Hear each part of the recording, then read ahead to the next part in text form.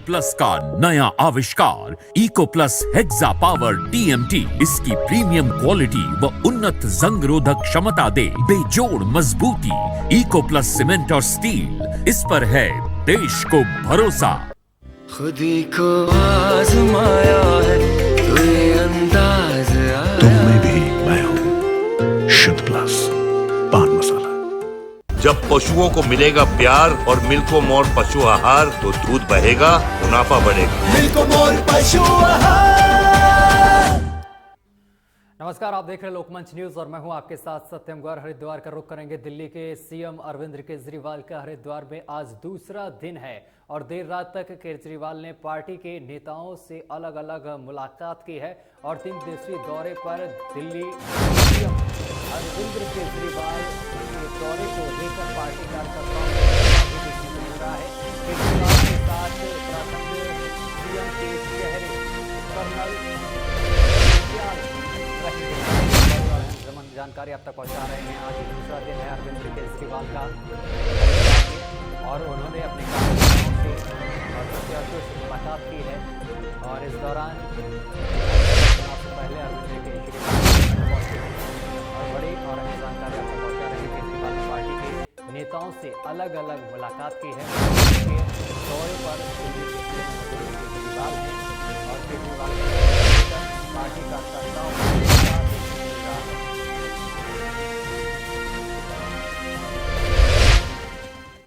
और अगली खबर का रुख करेंगे अखिल भारतीय कांग्रेस की राष्ट्रीय प्रवक्ता रागिनी नायक हरिद्वार पहुंची हैं, जहां प्रेस क्लब में आयोजित पत्रकार वार्ता में रागिनी नायक ने प्रदेश की भाजपा सरकार को अड़े हाथों लिया है। उन्होंने कहा है कि प्रदेश की भाजपा सरकार ने राज्य को कर्जे के बोझ तले ढक दिया है। हाल ही में उन्होंने बताया है कि हालात यह हो गए हैं कि प्रदेश में होने वाला हर नौजवान 73,000 के कर्ज के साथ पैदा हो रहा है और वहीं उन्होंने बताया है कि यही नहीं, खुद को पाक साफ बताने वाले कुंभ में कोरोना टेस्टिंग घोटाला करते हैं।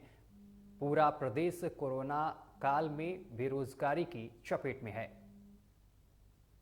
मुझे तो नहीं लगता कि यहाँ कोई अंतर्कलह है। अगर आप इस टिकट के मामले में या टिकट डिस्ट्रीब्यूशन या मिलने की बात कर रहे हैं तो मैं ऐसा समझती हूँ कि भाई अगर एक सीट पर कांग्रेस पार्टी के पास ज़्यादा दावेदार हैं तो ये तो संगठन के जीवंत होने का प्रमाण है, ये हमारे संगठन की मजबूती का प्रमाण है। और आप देखिए इतने सारे नेता चुनाव से पहले भारतीय जनता पार्टी को छोड़कर आ रहे हैं तो इसका मतलब, और देखिए विपक्ष से लोग सत्ताधारी पार्टी में जाएं तो समझ में आता है। आपने वॉशिंग मशीन लगा रखी है अपने? नहीं, सुनिए ना, सत्ताधारी पार्टी से इधर आ जाएं तो इसका मतलब बिल्कुल अलग होता है। इसका मायना ये है कि सरकार पर, सरकार के नेतृत्व पर, सरकार के 5 सालों के कामों पर बिल्कुल भी भरोसा नहीं है। और हमारी वॉशिंग मशीन नहीं है, हमारी तो घर वापसी हो रही है।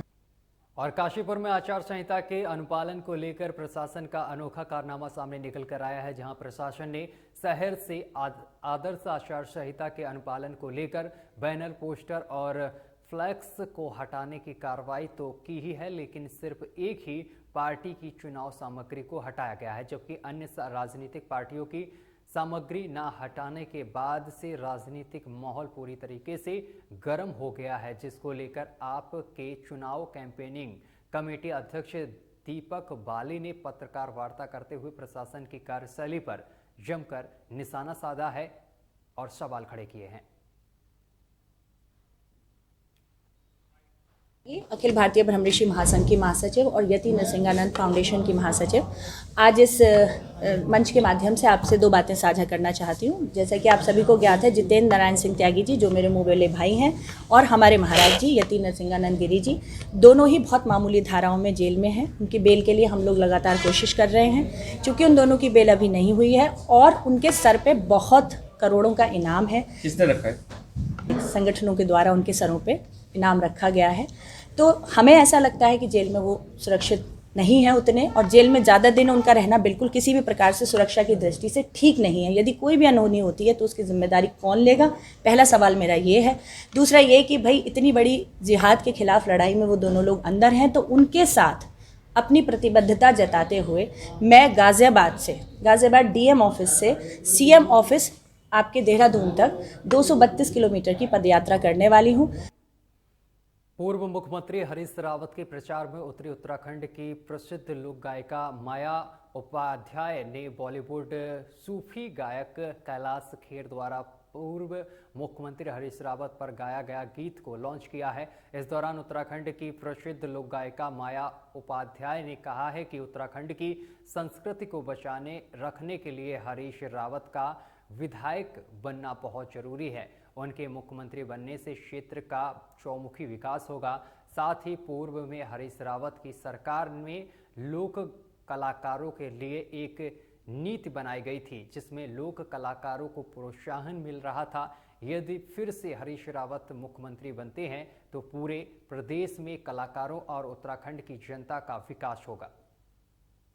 बोल यही छे कि उत्तराखंड की है यही आवाज, हरीश रावत अब की बार, जन जन की यही आवाज, हरीश रावत अब की बार।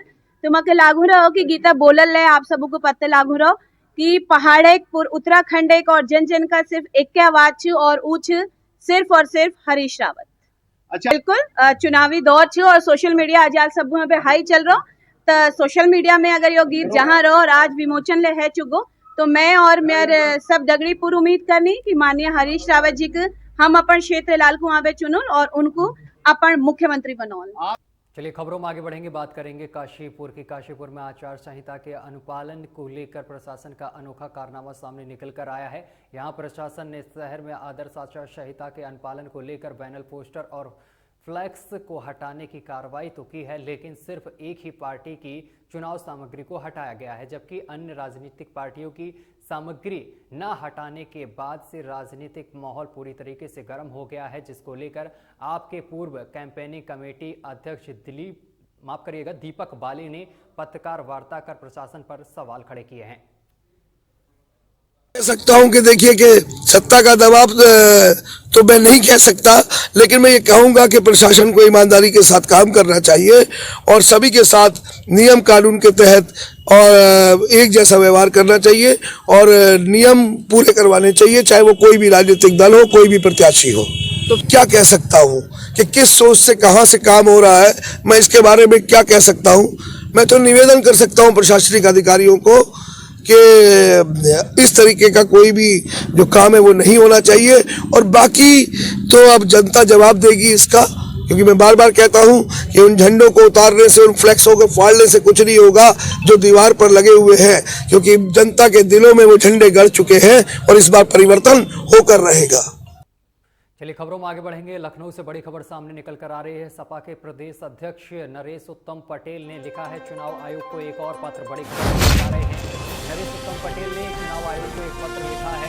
पत्र में आचार संहिता की कही है बात। आपको बताते चले कि लैपटॉप, टैबलेट और बांटे जाने पर रोक लगाने को कहा है। पत्र देकर लैपटॉप, टैबलेट और इन सब चीजों को बांटे जाने पर रोक लगाने को चुनाव आयोग से कहा है।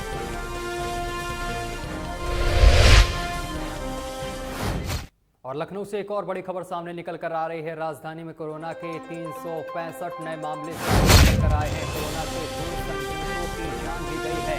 1196 लोगों ने कोरोना वायरस की है मात। बड़ी खबर आपको बता रहे हैं। आपको बताते चले कि इस दौरान 1196 ऐसे मरीज हैं जिन्होंने कोरोना को मात दी है। कंटेक्ट में 87 संक्रमित मरीज मिले हैं। वहीं बाहर से आए 49 यात्रियों में संक्रमण की पुष्टि हुई है। 7 हेल्थ केयर सेंटर और कमांड हॉस्पिटल में 23 लोगों में मिले हैं। तो लगातार कोरोना के मामले यहाँ पर हम आपको बता रहे हैं कि लखनऊ में क्या कुछ स्थिति बनी हुई है। कोरोना के जो मामले सामने निकल कर आए हैं, आज की अगर बात करी जाए तो पिछले 24 घंटे में 365 नए मामले सामने निकल कर आए हैं।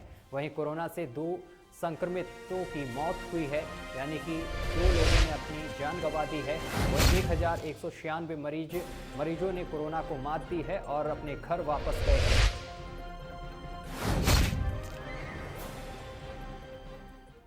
और लखनऊ से एक और बड़ी खबर सामने निकल कर आ रही है, जहां आपको बताते चले कि शहादतगंज पुलिस व्यापारी को प्रताड़ित करने का आरोप लगा है। बड़ी खबर आपको बता रहे हैं, शहादतगंज पुलिस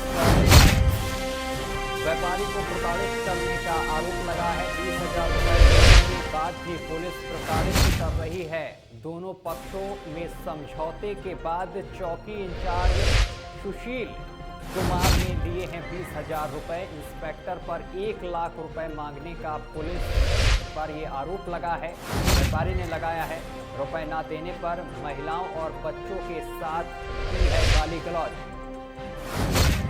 सादतगंज चौकी इंचार्ज के बीच बातचीत का ऑडियो भी एक सोशल मीडिया पर तेजी से वायरल हो रहा है। तो बड़ी और अहम जानकारी अब तक पहुंचा रहे हैं लखनऊ से, जहां पर आपको बताते चले कि लखनऊ के शहादतगंज पुलिस पर कई गंभीर आरोप लगे हैं।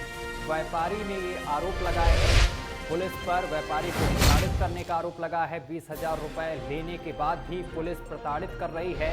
दोनों पक्षों में समझौता होने के बाद चौकी इंचार्ज सुशील कुमार 20,000 रुपए की मांग कर रहा है और इंस्पेक्टर यहां पर 1 लाख रुपए की मांग कर रहा है। चलिए इसी के साथ बुलेटिन में अभी के लिए बस इतना ही। देश दुनिया की तमाम खबरें देखने के लिए देखते रहिए लोकमंच न्यूज।